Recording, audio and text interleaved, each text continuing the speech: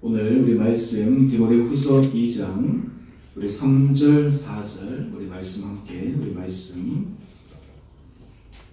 합독하도록 하겠습니다.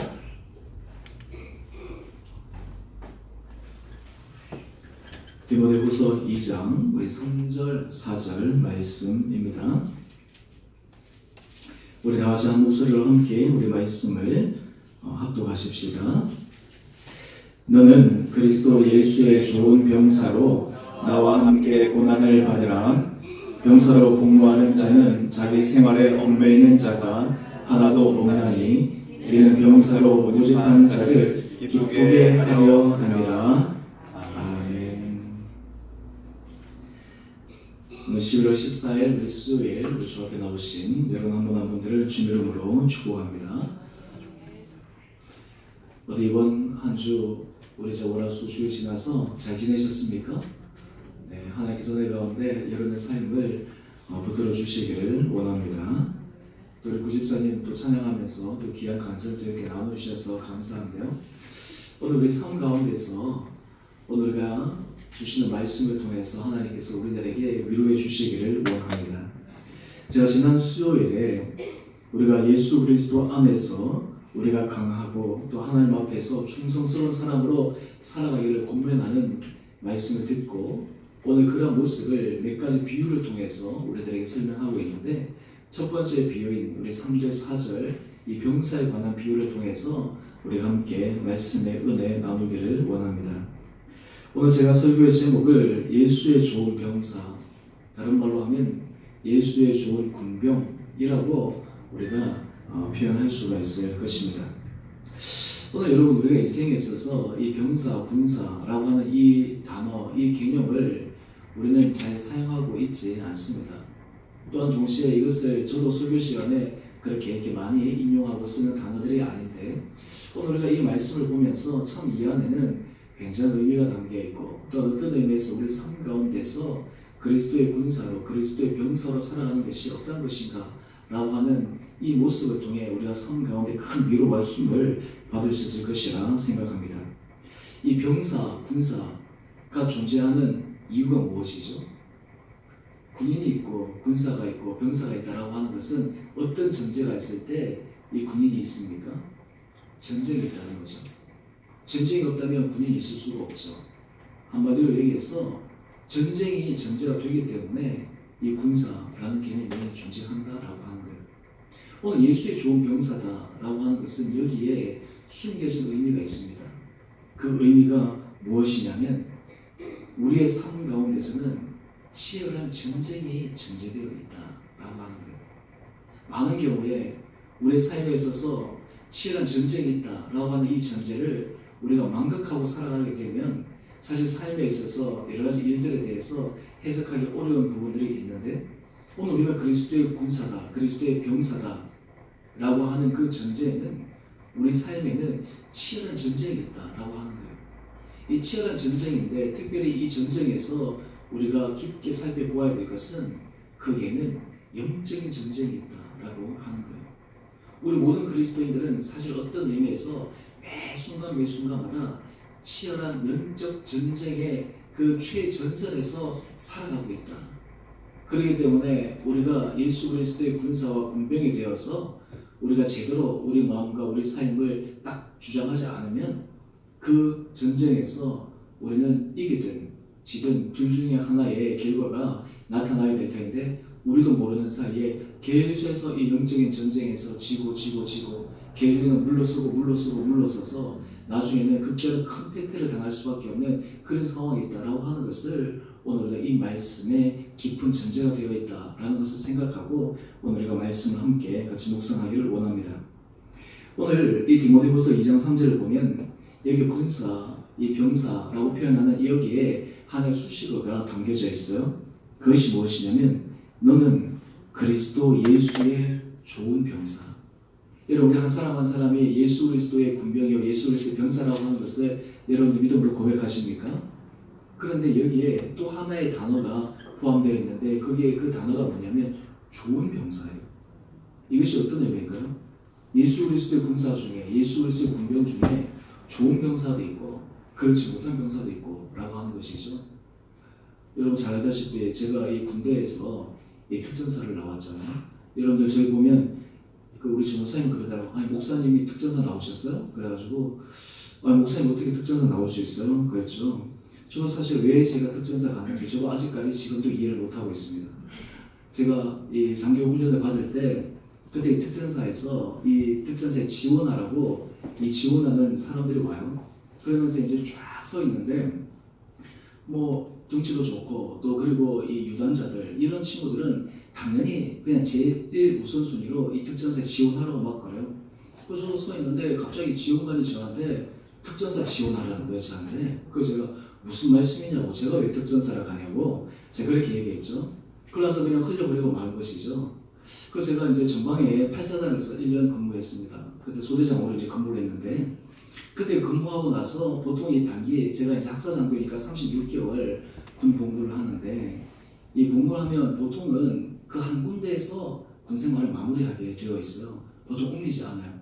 근데 제 안에 어떤 마음이 들었냐면 8사단이 다 갔는데 그 교회에 제가 대대 처음 갔는데 그 대대 안에 교회가 있었어요.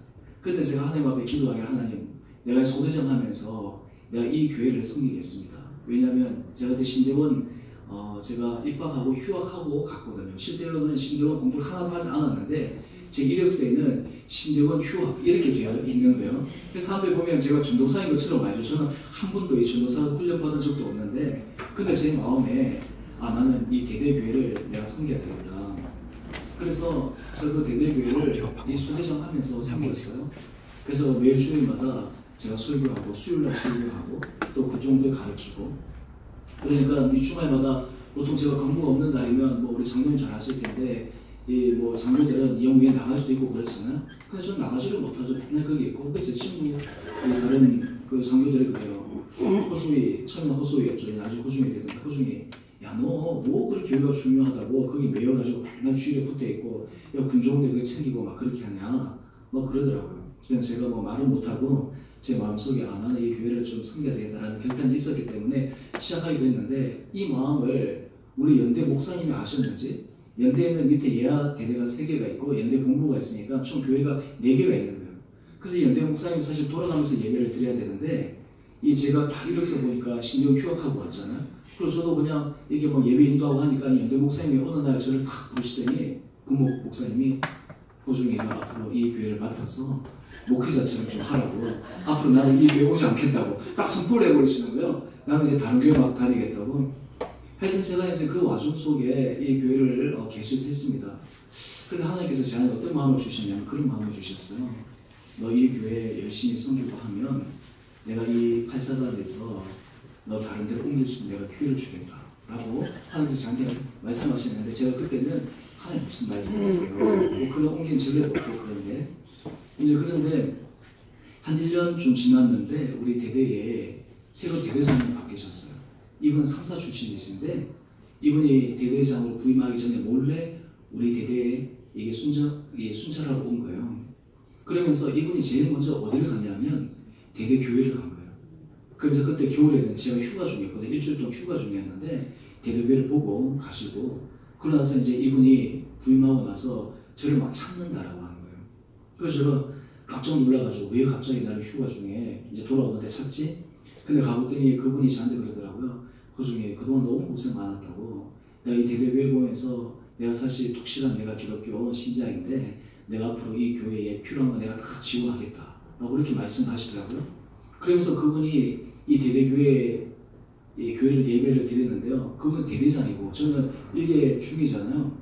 근데 예배 시간에 전 앞에 설교하고 대대장이 제 앞에 앉아서 설교 말씀 듣고 그래서 제가 설교하면 막 하면 그러고 나중에 저한테 어떻게 설교 잘하냐고 막 은혜 받는다고 막 저한테 막 그랬어요. 제가 무슨 말씀하시냐고. 근데 이분이 한 2달 정도 있었나? 저한테 그러더라고요.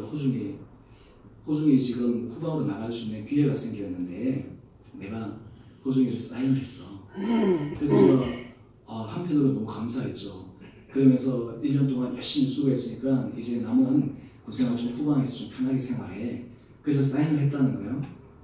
그런데 조금 있다가 제가 후방에 갈 그 부대 배치가 나왔는데 근데 연대에서 3명이 나갔는데 그 중에 이제 TO가 특전사 한 명의 TO가 있었는데 제가 특전사로 딱 배정이 된 거예요. 그랬더니 대대장이 저한테 와서 제 손을 잡더니 허중이 너무 미안하다고. 내가 왜 사인을 해가지고 허중이 여기 있으면 좀 더 나랑 편하게 쓸 텐데 더 힘든 특전사 가게 됐다고 막 그러는 거예요. 그때부터 원래 제가 좀 후반에 가게 될 때는 다른 이제 우리 소대장들이 오늘부터 근무는 호중이가 다 서라고 이제 후반 가서 편하게 지내니까. 근데 제가 특전사 딱 배치가 나오니까 말이 싹 바뀌어서 오늘부터 모든 근무는 우리가 쓸 테니까 여기서 체력 훈련 열심히 하고 가라고. 그래서 제가 이제 특전사 가서 한 이제 생활을 좀 했죠. 그 가서 보니까 참 힘든 시간들을 보냈어요. 이제 그러다가도 이제 제가 사령부에 이렇게 또 차주돼가지고 이제 종속 부관으로 이제 생활하게 되고 이제 그렇게 했는데 제가 특전사 가서 느낀 게 뭐냐면 일반 보병 부대와 특전사의 개념은 완전히 다른 게 있는데 이 사람들은 이런 걸 갖고 있어요. 우리는 한국에서 최고의 부대다, 최고의 부대원이다 라고 하는 이런 굉장한 자부심을 가지고 있어요. 특히 특전사 내에 직할 때 707이라는 707 예하 부대원들이 있는데 그 707 대대장, 이 대대장이 또 저하고 친해가지고 아마 그 707 좀 와서 있으라 그래가지고 제가 좀 가서 보게 됐는데요. 이 사람들은 자기가 최정의 이 군인이다라고 하는 이 자부심이 있기 때문에 어떤 의미에서 훈련을 받는 강도가 어마어마한 거예요. 그래서 제가 이 8사단에 있을 때는 맨날 뭐 행군하고 이렇게 하는 게 힘들고 어려웠는데 여기 와서 보니까 이 보병 생활하는 게 너무 쉬웠구나 라고 하는 생각이 들 정도로 하여튼 이 훈련 강도가 세고 그렇게 했는데 그러면서 이 사람들은 그런 강한 훈련을 받고 하다 보니까 이 사람들은 어떤 임무가 주어져도 하는 거예요. 특전사의 모토가 뭔지 아세요? 사령부에 들어가면 그 앞에 탁 있는 게 있어요. 거기는 이런 모토가 있습니다. 안 되면 되게 하라. 안 되는 게 없는 거예요. 안 되면 되게 하라. 안 되는 게 어디 있어. 무조건 해. 다 되는 거죠. 작전 떨어지면 무조건 하는 거죠. 제가 왜 이 말씀을 드리냐 하면 오늘 우리나라에도 여러 많은 군인들도 있는데 그 군인들 중에서도 최고의 정예 군인대가 있고 또 그리고 군대 중 군인 중에서도 또 여러 가지 감당하는 그런 것이 있는데 오늘 예수 그리스도께서 우리에게 자기 각자의 삶에 맡길 때 우리가 정말 좋은 군병, 하나님께서 우리에게 어떤 임무를 맡겨도 안 되면 되게 할 수 있는 그런 능력 있는 그런 군병이 되기를 주님께서 원하신다라고 하는 거예요. 오늘 그러면서 오늘 지금 우리가 몇 가지 이 말씀을 좀 볼 필요가 있는데 우리가 그러면 이런 예수 그리스도의 좋은 군사, 예수 그리스도의 좋은 병사가 되기 위해서 우리가 감당해야 될 것이 있어요. 오늘 그것을 지금 이 성경에서 우리들에게 먼저 얘기하고 있는 것이 있습니다. 우리 디모데후서 2장 3절 하반절의 말씀인데요. 디모데후서 2장 3절 하반절의 말씀인데 우리 함께 같이 읽어봅시다. 시작. 네, 그 다음에 2장 3절 B. 예, 좀 내려왔어요. 네. 디모데후서 2장 3절 B에 보면 나와 함께 고난을 받으라. 오늘 지금 얘기하기를 뭐냐면 이 하나님 앞에서 최고로 정형화된 그 군사 군병이 되기 위해서는 고난이 필요하다는 거예요. 다른 말로 하면 뭐죠? 훈련이 필요하다는 거예요.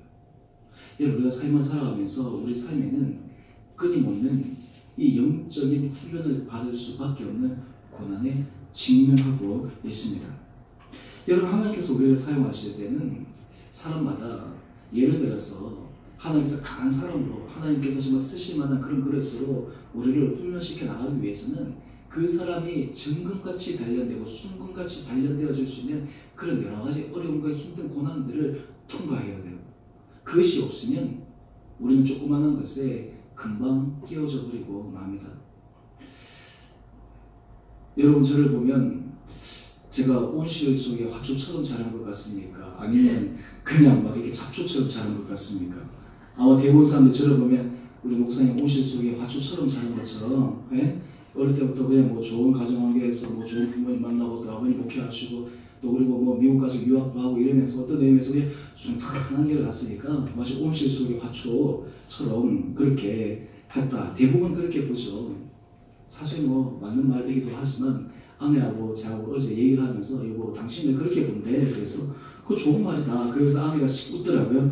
실제로 당신은 잘 몰라서 그런데. 그러면서 제가 왜 이 말씀을 드리냐면 삶에 있어서 하나님은 이 목회자를 훈련시켜 나가는 과정 속에 있어서는 여러 가지 감당할 수 없는 어려움들을 많이 주세요. 근데 제가 갖고 있는 것이 있어요. 사람에게 있어서는 힘듦과 어려움과 고통, 고난 이런 것들이 있지만 진짜 은혜 가운데 있는 사람들은 사실 그런 것들이 삶 가운데서 잘 묻어나지 않는 것이 하나님의 은혜예요. 오늘 지금 이 사도 바울은 우리들에게 이야기를 하고 있습니다. 나와 함께 고난을 받으라. 여러분, 우리 삶 가운데서 예수 그리스도 안에서 우리가 삶에 있어서 여러 가지 힘듦과 어려움과 이 고난을 받는 그 과정을 통과해야지만 하나님 우리를 사용하실 만한 아름다운 그릇이 된다라고 하는 거예요. 여러분 가운데서 여러분이 받는 고난은 어떤 고난들이 있습니까? 우리가 예수 그리스도를 따라가기 때문에 예수 그리스도를 믿기 때문에 우리가 받는 여러 가지 고난과 어려움들은 어떤 것들이 있습니까? 사실 우리가 삶을 살아갈 때 내가 예수 그리스도의 사람으로 내 가운데 아무런 고난이 없다라고 하는 것은 다른 한편으로 생각하면 이렇게 생각할 수 있어요. 하나님이 나에 대한 기대감이 좀 낮으신가?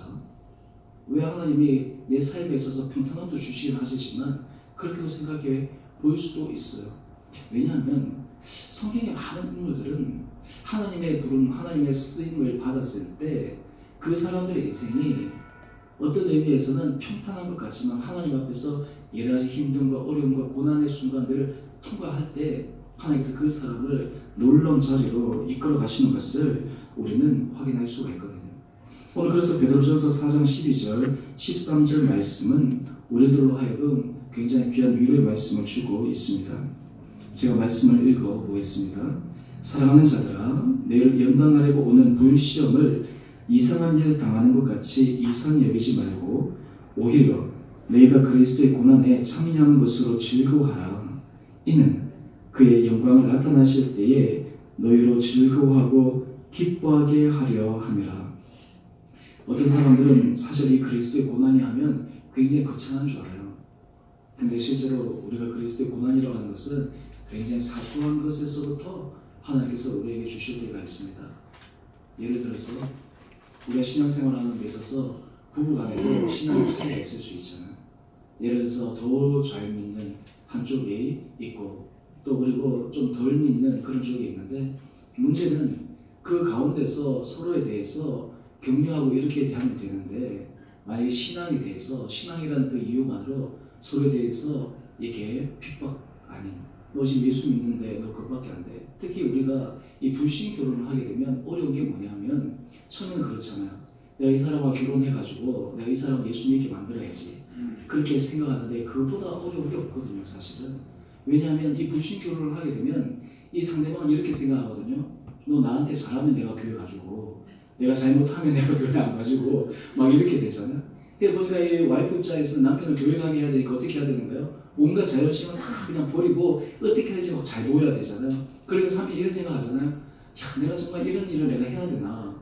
내가 뭐 때문에 내가 이렇게 해야 되지? 내가 자존심 속에서 사실 그것도 그리스도 안에서 받는 고난 가운데 하나예요. 여러분, 우리가 자녀를 키울 때도 마찬가지거든요. 우리가 자녀 가운데 여러 가지 감당할 때 우리 자녀이긴 하지만 내가 사랑하는 부모로 이렇게 여러 가지 것들을 키워가긴 하지만 때론 어떤 경우에서는 하나님께서 우리로 하여금 십자가의 짐을 지게 하시는 경우도 있어요. 근데 하나님은 그런 모든 것들 가운데서 우리로 하여금 하나님 앞에서 하나님의 의로운 병기로 하나님의 의로운 군사로 만들어가는 계기와 과정으로 삼는다라고 하는 것을 우리는 기억할 필요가 있습니다. 우리가 주변에서 살아가다 보면 이 목회자들 우리가 신앙생활을 할 때 어려운 게 뭐냐면 이 교회 생활에서 어려운 것 가운데 하나가 이 관계의 문제잖아요. 관계 문제. 어떤 게 어려워요? 여러분, 우리가 서로 간에 있어서 서로 간에 좋은 얘기, 서로 간에 칭찬하고 격려하고 그렇게 하면 관계 문제가 생길 게 뭐가 있겠어요? 아무것도 없죠. 근데 이 안에서 우리가 문제가 어려움이 뭐냐면 서로 안에서 뭐 안 좋은 얘기가 나온다든지 서로에 대한 불편한 얘기가 나간다든지 그런데 남말은 새가 듣고 반말은 쥐가 듣는다고요? 어떻게 되지? 그 얘기가 또 그 상대방이 다 들어가는 거예요. 상대방이 다 들어가니까 또 그 말을 우회적으로 들으면 어떻겠어요? 마음이 힘들고 어렵고 괴롭고 뭐 그렇겠죠. 또 우리가 삶을 살아가다 보면 그런 일들이 뭐 숱하게 많이 일어날 수밖에 없는데 그때마다 우리가 생각해야 될 것이 있어요. 그것이 무엇이냐면 하나님은 모든 일들을 우연하게 일어나게 하는 법은 없거든요. 이것을 통해서 하나님께서 내게 말씀해 주시는 것이 뭔가 목회자들 같은 경우는 어떤 의미에서 성도들의 밥이에요. 사실 이게 무슨 말인 줄 알아요? 성도들의 밥이라는 게 제일 만만한 게 목회자거든요. 그러니까 막 좀 힘들고 불편한 거 있으면 모두 다 막 이 목회자한테 막 얘기하는 거죠. 예전에 어느 목사님의 그 얘기입니다. 이분이 이제 목회를 하는데 이 목회를 하는데 자꾸만 사람들이 사사건건 이 목회자한테 시비를 건다는 거죠. 심지어는 어떻게 얘기를 하냐면 이 설교 시간에 그렇게 얘기했대요. 사랑하는 여러분이라고 얘기를 했대요. 그랬더니 성도님 중에 좀 나이가 지긋하신 아마 분들 같아요. 그 목사님이 얘기하기를 어떻게 우리들한테 여러분이라고 얘기할 수 있냐고 막 그렇게 막 항의하고 그랬다는 거죠. 그러면서 그것을 어떻게 얘기하냐면 이렇게 했대요.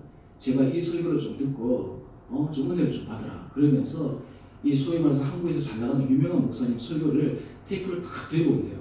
근데 그것을 언제 주냐면 꼭 이 중요 예배 한 오후 예배 가운데 중요예배 3부 예배 전에 30분 전에 딱 들고 온대요.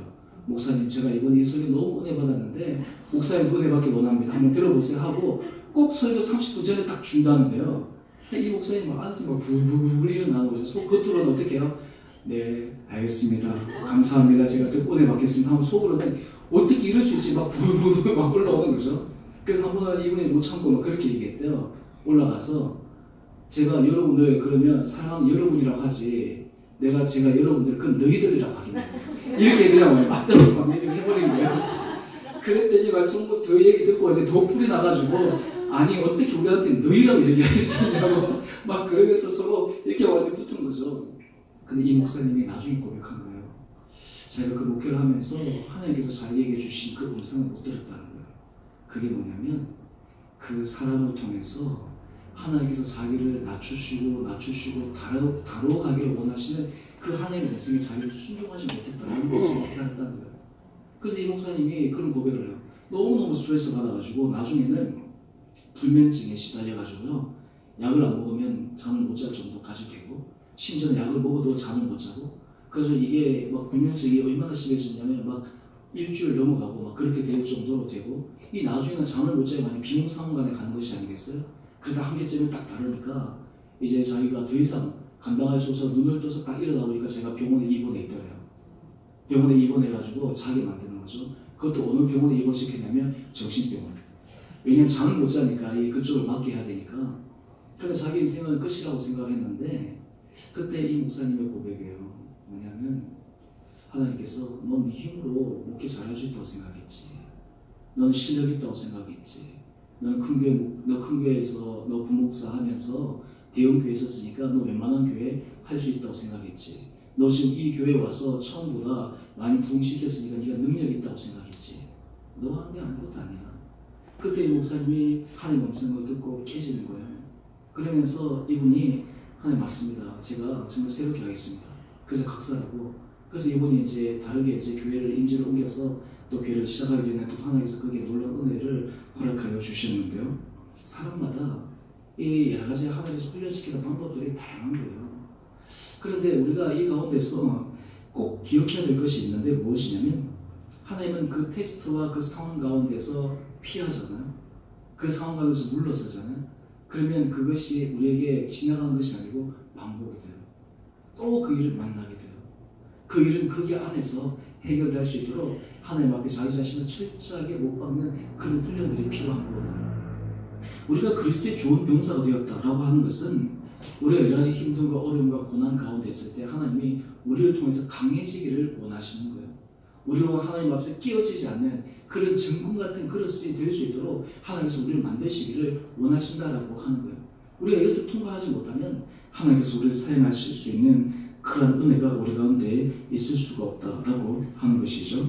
그러면서 고린도후서 4장 8절 이하에서 이렇게 사도 바울은 고백하고 있습니다. 우리가 사방으로 우겨sam을 당하여도 쌓이지 아니하고 답답한 일을 당하여도 낙심하지 아니하고 박해를 받아도 버림받지 아니하고 거꾸로 때림을 당하여도 망하지 아니하고 그리고 고린도후서 4장 10절 너무나 중요한 말씀인데 우리 다 같이 한 목소리를 읽어봅시다. 시작. 우리가 예수의 죽음을 몸에 짊어지고 예수의 생명이 또한 우리 몸에 나타나게 하려 합니다. 아멘. 여러분 고난을 통해 하나님께서 우리에게 깨닫게 하기를 원하는 게 있어요. 그게 뭐냐면 우리가 예수 그리스도 안에서 우리 자신이 철저하게 죽는 거예요. 이게 참 중요합니다. 여러분 죽는 게 쉬워요? 어려워요? 어렵죠. 여러분 목회자가 하나님 앞에 큰 은혜 복을 받는 비결이 있어요. 그 이유가 뭔지 아세요? 목회자는 모든 일들 가운데서 하나님 앞에서 자기를 쳐서 죽일 수밖에 없는 상황에 하나님께서 딱 만들어 놓으셨어요. 그렇게 하지 않으면 안 되니까. 그러니까 하나님께서 그 자리를 통해서 하나님께서 은혜를 주시는 거예요. 어떤 분들은 저한테 만나 식사하면서 그럽니다. 목사님, 제가 여러 가지 직업을 많이 보는데 참 목회자만큼 어려운 그런 직업이 없는 것 같아요. 그런데 이게 참 축복인 것이 뭐냐면 어쩔 수 없이 하나님 앞에 죽을 수밖에 없는 거예요. 저는 사실 우리 성도들이나 여러 가지 삶의 정황 가운데서 제가 늘 마음속에 생각하고 바라보는 것 가운데 하나가 무엇이냐면 하나님께서 이것을 통해서 내 안에 어떤 것을 십자가에 못 박고 하나님 앞에 내려놓아야 한다라고 하는 것들을 끊임없이 생각하는 거예요. 순간은 좀 따갑고 아프고 할 수 있지만 중요한 것은 그것을 통해서 하나님 앞에서 우리 자신이 주님 앞에 죽어질 때 그 고난을 통해서 우리가 예수 그리스도 은혜 가운데서 새롭게 살아날 수 있는 계기가 된다라고 하는 것이죠. 요즘 우리 카톡방 보니까 좀 한 며칠 동안 좀 소란스러워하죠.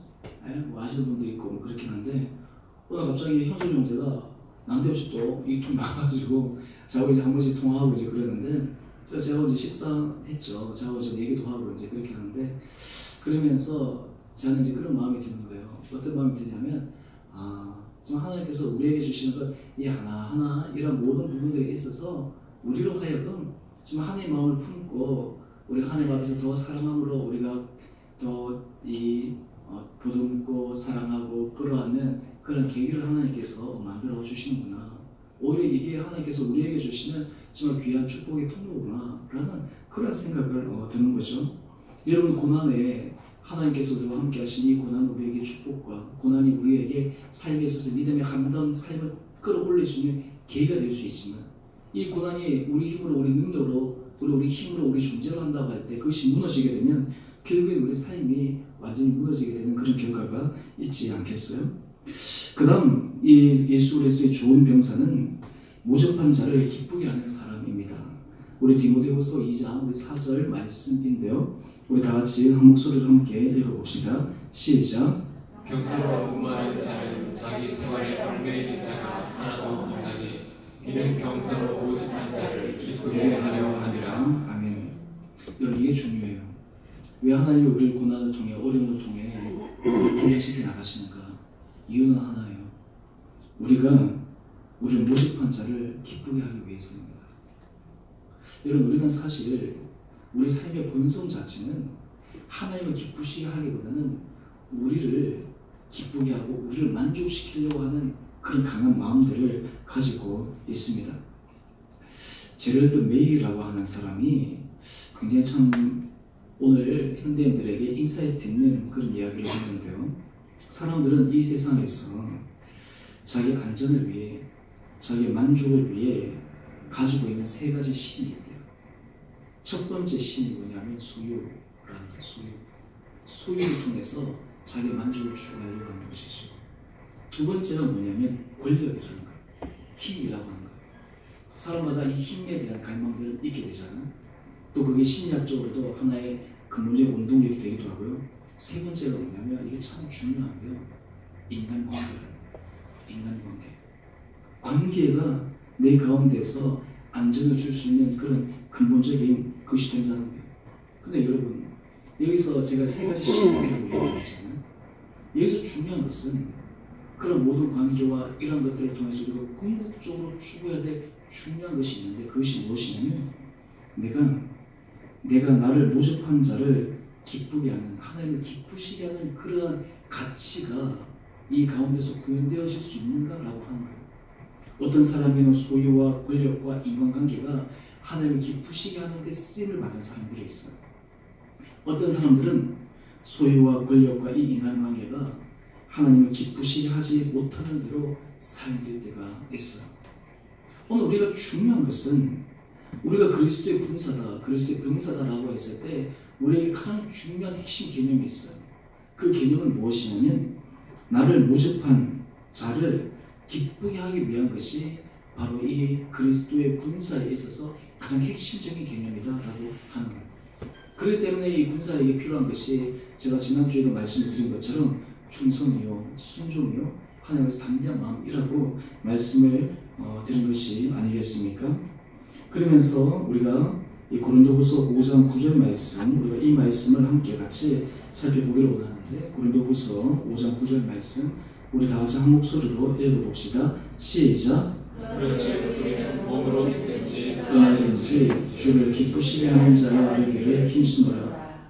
사도 바울의 고백인데요. 이 사도 바울은 엄청난 고백을 하고 있는데, 어떤 고백을 하고 있냐면, 심지어 어느 정도까지 주를 기쁘시게 하는 자가 되기를 원하냐면, 내가 살든지 죽든지, 심지어 내가 만약에 죽어서 하나님을 기쁘시게 한다면 내가 그 길을 걸어가겠다라는 거예요.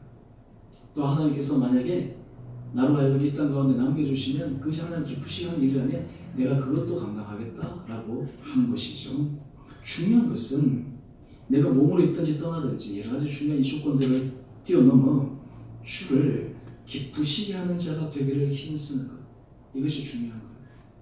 저는 여러분 이 수요예배 나올 때 여러분 마음속에 이런 마음으로 나오는 사람에게 하나님께서 크신 은혜 복을 허락해 주십니다.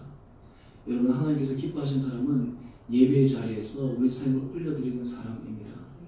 우리가 지금 이 구역 성경 공부를 하면서 제가 제일 첫 번째 했던 주제가 뭐였죠? 기억나세요? 예배예요. 예배. 여러분 이 예배 자리에 나올 때 하나님, 내가 이 자리에 나오는 것이 하나님을 기쁘시게 하는 것이죠. 내가 이 자리에 있는 것이 하나님의 마음을 감동시키는 것이죠. 그런 마음으로 이 자리에 나와 있는 사람에게는 하나님께서 놀라운 은혜 복을 허락하여 주시는 거예요. 오늘 우리가 삶 가운데서는 우리의 모든 것이 주를 기쁘시게 하는 자가 되기를 우리는 생각해야 됩니다. 여러분 그리스도의 군사는 항상 머릿속에 이걸 염두에 둬야 돼요. 내가 이 일이, 내 이 말이, 나의 이 행동이 주를 기쁘시게 하는 일인가? 나의 이러한 결정이 정말 주님을 기쁘시게 하는 일인가? 나의 이 결정과 이 말과 이 행동이 내가 혹시나 주님의 마음을 근심하게 하는 일은 아닌가? 주님의 마음을 아프게 하는 것은 아닌가? 라고 하는 것들을 우리가 깊게 생각해 보아야 합니다. 오늘 그리스도의 좋은 병사는요, 어떤 일이든지 그의 모집한 자를 기쁘게 하는 사람입니다. 이 사람이 좋은 병사예요. 이 사람이 주님께서 사용하시는 귀한 십자가의 군병입니다. 저는 바라기는 우리 사랑하는 성도님 한 분 한 분들에게 하나님께서 정말 이런 은혜를 도와여 주셔서 여러분의 삶의 자리에서 우리가 정말 예수의 좋은 병사로서 우리의 삶을 하나님께서 은혜가 붙들어 주시기를 주님 이름으로 축원합니다. 여러분 우리 삶의 모든 정황과 상황 가운데서 우리가 항상 고백해야 될 중요한 고백이 있어요. 그것이 무엇이냐면 하나님은 우리 모든 사람들을, 예수 그리스도를 주라 고백하는 모든 사람들을 예수의 좋은 병사로 만들어가기 위해 끊임없이 우리에게 시간을 보내고 계신다라고 하는 거예요. 끊임없이 시간을 보내고 계신다라고 하는 거예요. 거기에 대해서 빨리 순종하고 빨리 깨달으면 빨리 가는 것이고, 그렇지 못하면 다람쥐 쳇바퀴 돌아가듯이 돌아가는 경우가 있고, 어떤 사람은 거기서 물러서게 되면 또 다른 어려움으로 인해서 또 그 가운데서 또 훈련을 받아야 되는 것이죠. 오늘 바라기는 저와 여러분이 정말 주님께서 쓰실 만한 아름다운 또 그리고 좋은 예수 그리스도의 병사로서 여러분이 주어진 삶의 현장 가운데서 힘있게 전진해 나갈 수 있는 은혜를 주님께서 허락하여 주시기를 주님 이름으로 축원드립니다. 우리 함께 같이 찬양하겠습니다.